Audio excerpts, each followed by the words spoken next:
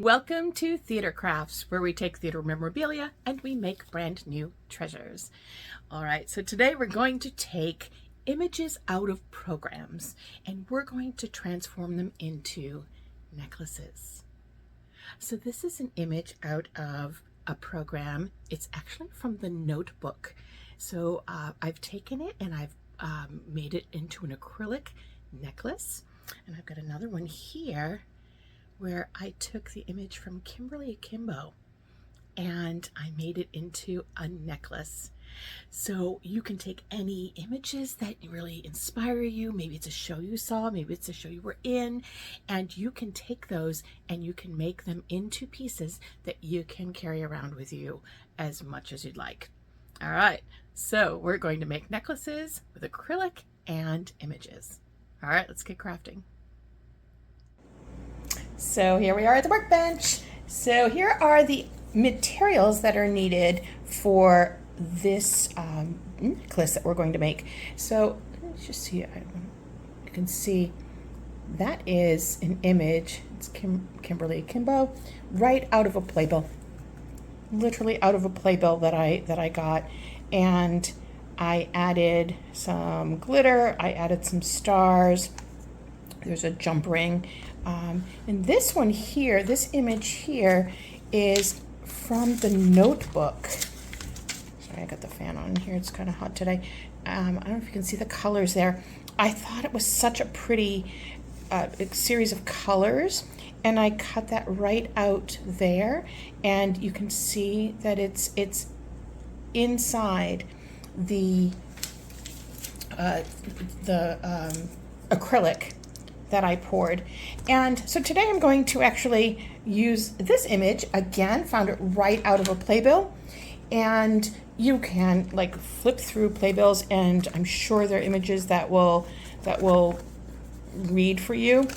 I pulled out a couple here that even something like this. You could pull a Hamilton right there. You want something small, obviously, or you could take something like this from Lion King. You know, those would certainly work for this project, but I'm going to use this one here. And it depends on the size of your mold.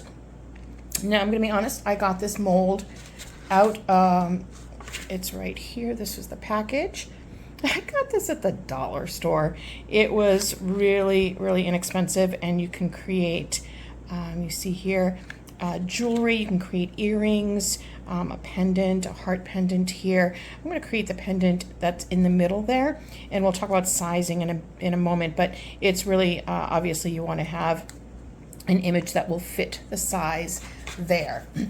Now, in terms of other materials, you're going to need obviously your epoxy. It's a 2-part epoxy, and you need to, in this particular case, mix them in equal amounts. Oops, sorry, I just hit my camera.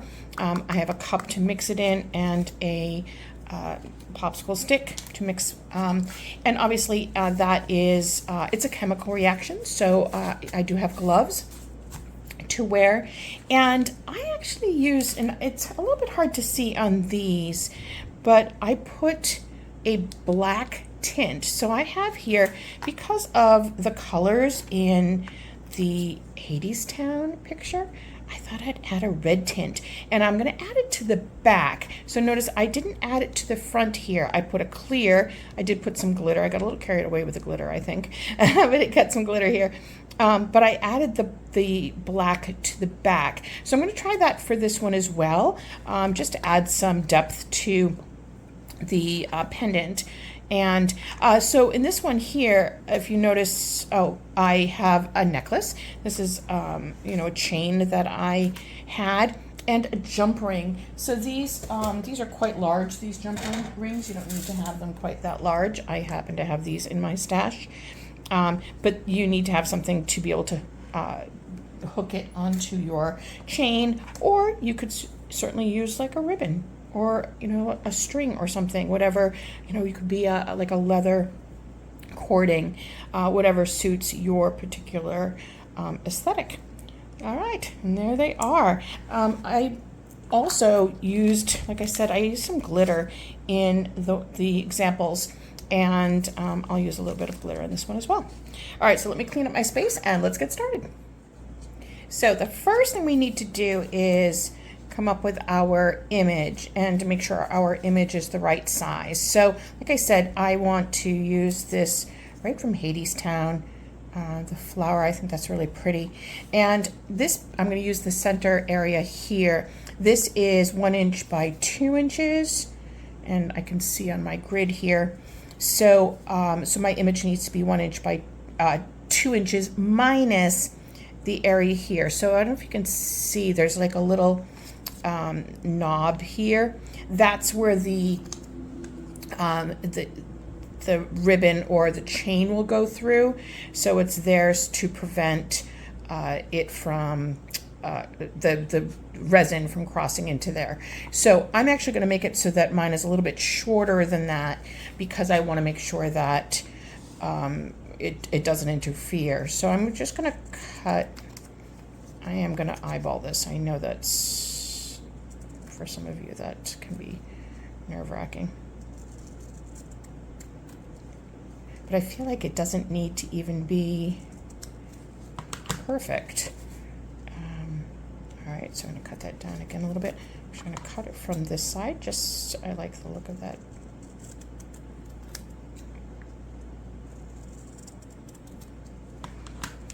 Let's see. Excellent. And let's cut. Okay. Now you can also, if you want, you could cut a use like a hole punch.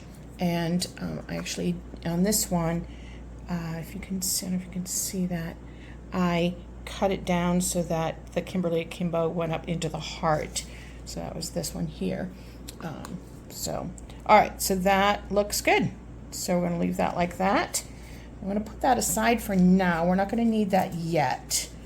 I wanted to get that ready before I get all gloved up, ready to go. All right, so I'm going to get this out of the way. Now, we're going to use, you want to get your gloves on because, again, this is toxic. It's got a chemical reaction. Now, in this particular version, you want to have the same amount. It's not a very big space here. So, and I'm only going to make one. So I'm going to use a spoon. Oops, the fan's on. It's kind of hot today. So I'm going to use a spoon just to pour equal amounts. I want to have a nice ventilated space too. As I said, I have the fan going just to get some ventilation going.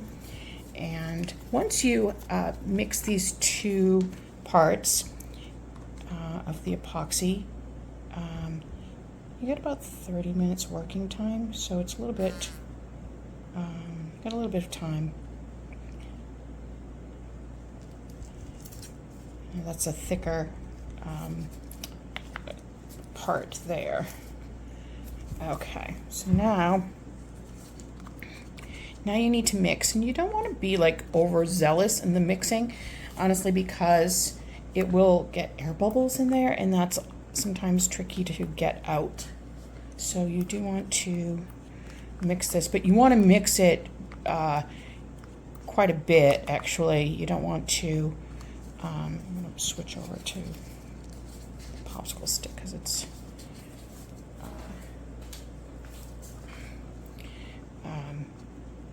you want to mix it quite a bit because you want to make sure that both parts are mixed really well.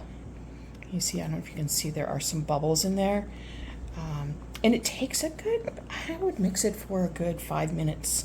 I'm going to be honest. I will stop the camera so you don't have to watch me mixing for all that time. But you'll notice it gets a little cloudy, and then it will clear up a little bit. And it's just the two parts combining. And the first part, I'm going to, with the mold here, I'm going to do a clear, because remember the mold when you put it in here, that's actually the front. This is the front here, and you build it up that way. So I'm going to do the front clear. I'm going to add a little bit of glitter because, you know, I like it sparkly. So I am going to add a little bit. All right, I'm going to continue mixing so you don't have to watch me mix for 5 minutes. I'll shut the camera off and I'll be back when I'm done mixing. Okay, so I have been mixing for a few minutes and it's pretty thoroughly combined. So you want to be careful when you're pouring. Obviously, you don't want to get it on your surrounding surfaces. Or if you do, just wipe it up immediately so that it doesn't cure on your surface. My board here is protecting my counter, so this is, you know, a mat that I'm using so that my countertop is protected. All right, so you want to pour slowly so that you don't get air bubbles in. And we're not going to fill it all the way. You'll see in a moment.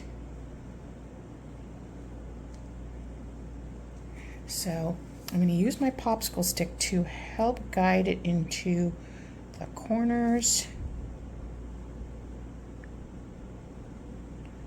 And if I need to add more, I can add more. I just don't want it to go too high because remember, we're going to add the image and then we're going to add a background color in the back. So you're going to make sure you get it on the other side of that knob there where the chain will go through. I'm just going to add a little bit more so we can make sure that we are covered. Okay. A lot of bubbles there, so that looks good. Now I'm going to add, so the image, obviously here's the image and it's got the red and the black. I thought it'd be kind of cool to add a little bit of silver, maybe a little bit of red in the swirls there. So I'm just going to add a tiny little bit. I might do it with my fingers actually. Tiny little bit of silver glitter in the front. I tend to go overboard with the glitter, so I just try to do a little bit just to add a little sparkle.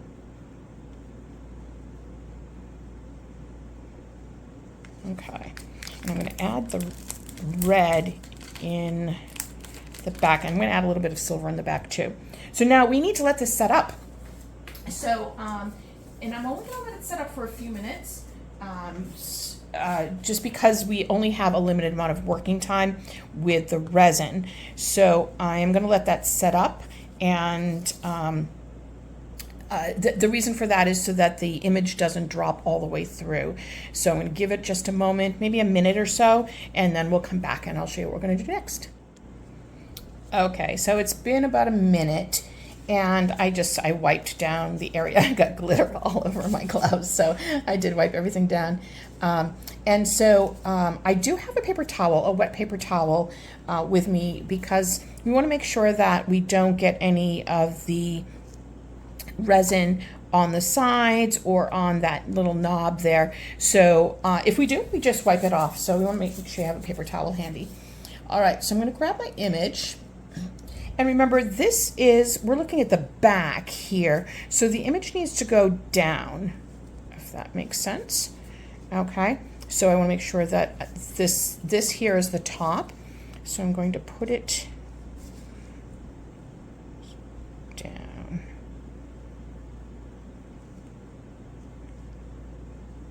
Okay.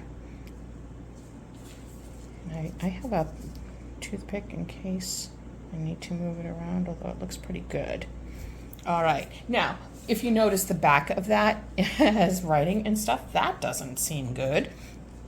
That doesn't seem like it would be look good for a necklace. So what I decided to do, and I did with the others too, is I added some color to the resin. So that's why it's important to do the first part, and then I'm going to do the back, the red. So now on the ones that I did earlier, I actually only added 1 drop of the black here.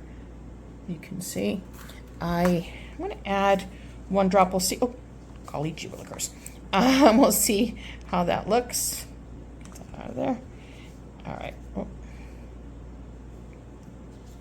We'll add one drop, and then we'll see how deep that color is, and then we'll assess if we want to add more.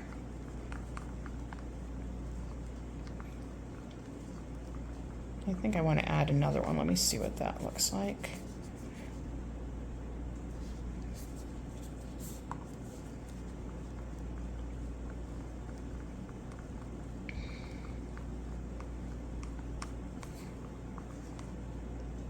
So it feels a little it's a little translucent.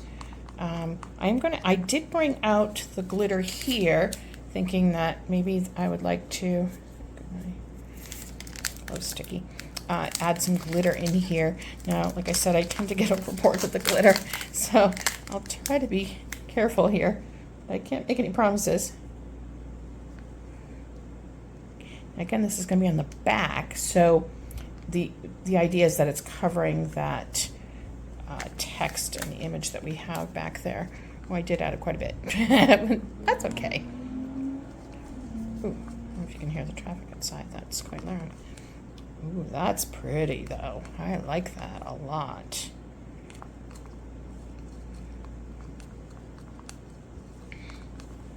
And you know, if you saw a show that you really like and you want to create a necklace, or if you're in a show and you've got you know, the logo of the show, or a picture of somebody that you you saw, or you know, an autograph, how cool would it be to be able to put that on a little necklace, and be able to keep that, wear it to opening night or to your opening night party or something. All right, there we go. So that looks pretty good. So now what we're going to do is we're going to pour this on top. So you see here the paper hasn't gotten wet on the top. It's kind of sitting on top of the resin that we put in below. So I'm going to add this kind of carefully.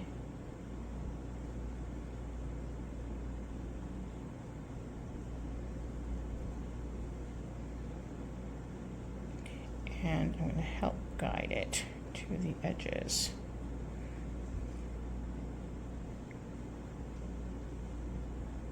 And the beauty of this, the color here, is that it will also be seen on the top, because remember the top, we cut the image shorter than the height of the mold. So we'll see it at the top. Though I do see that some of the resin is bleeding through the top there. Encourage it to mix a little bit.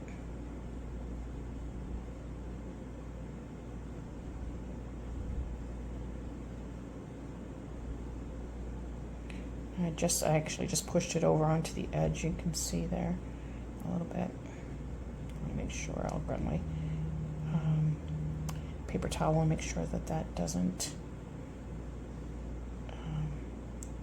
stay over there on the edge.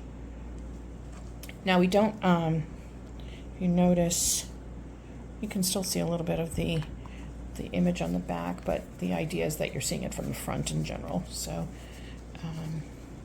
so I'm going to take this, just make sure we wipe that clean.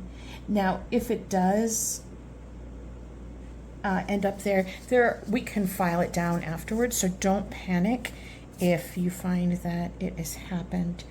You can just take a nail file and just file it down. The one that is the more important one is just making sure that little knob is clear so that we can you know, thread our chain or whatever you're using through it. Okay. All right, so that's all we've got going on for right now. So now we're going to let this set up, and it takes about like 12 hours. It's, you know, the other ones took a little bit less than that because they are much smaller, obviously, than a large piece, but I would leave it, at least, I'm going to leave it overnight, and we'll check in tomorrow, and we'll take it out of the mold. All right, so I will see you tomorrow. Okay, so I have waited overnight, and now is the moment of truth. It's quite solid, and it's always fascinating to demold and see what it actually looks like. It looks like we have a little bit of a bubble on the back there. I didn't notice, but you can see the sparkles in the resin there. That looks really cool, and it does, I mean, it doesn't completely cover up the back, but it covers it up enough so that it wouldn't be something you would focus on. All right, so that came out clearly. You can see the hole where we can put the jewelry piece. Oh, and there we go. It's interesting because you can see the roses from the Hadestown picture, but some of the red glitter came through from the back, and so it kind of looks like an art piece. I know you can't really, my ring light is, but it kind of looks like an art piece rather than screaming a Broadway piece like this one too with the notebook. It kind of has an artistic flair to it rather than screaming Broadway, but and that's what's so cool. All right, so I'm going to take the jump ring here. These are larger jump rings because it's quite thick, so I thought a larger one would be good. They're easy to twist, and I probably should have told you that. Twist it sideways rather than open this way, and then it's easy to twist back sideways. Okay, and there you go. Now I'm going to take some ribbon. So the pink kind of looks weird next to the red, so I'm going to go with white for this. And literally you're just going to take the ribbon, you're going to feed it through the jump ring, and you would make it as long as you want if you want like a longer necklace, or you could use, like I said, like a leather cording, or whatever suits your aesthetic. I probably should have gone with a black here, but I had white in my stash. So there you go, and that's it. That is how to make a beautiful pendant necklace inspired by a Broadway show.